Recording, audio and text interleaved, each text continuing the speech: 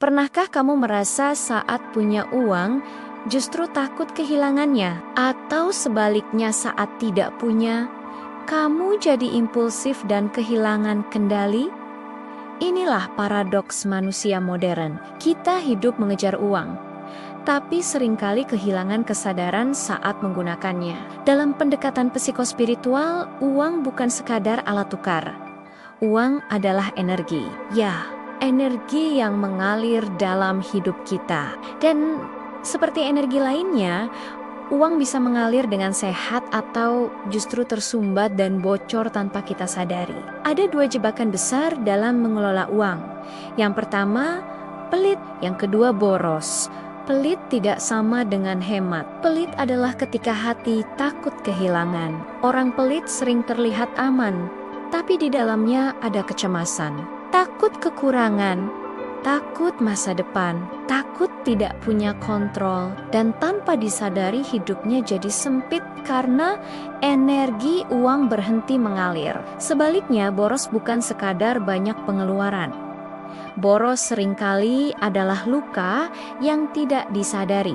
Belanja untuk merasa berharga, memberi untuk ingin diakui, menghabiskan uang untuk mengisi kekosongan batin. Dan akhirnya bukan uang yang habis, tapi juga ketenangan hidup.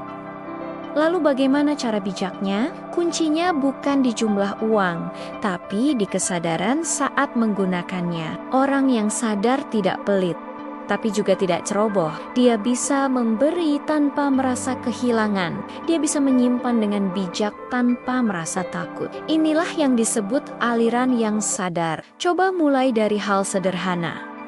Setiap kali ingin mengeluarkan uang, berhenti sejenak. Tanya pada diri sendiri, ini kebutuhan atau pelarian emosi? Ini karena sadar atau karena impulsif? Latihan ini sederhana, tapi sangat dalam. Karena disitulah kamu mulai menguasai dirimu. Secara praktis, kamu bisa membagi aliran uangmu untuk kebutuhan hidup, untuk pengembangan diri, untuk memberi, dan untuk keamanan masa depan. Bukan soal angka yang kaku, tapi soal kesadaran di setiap alokasinya.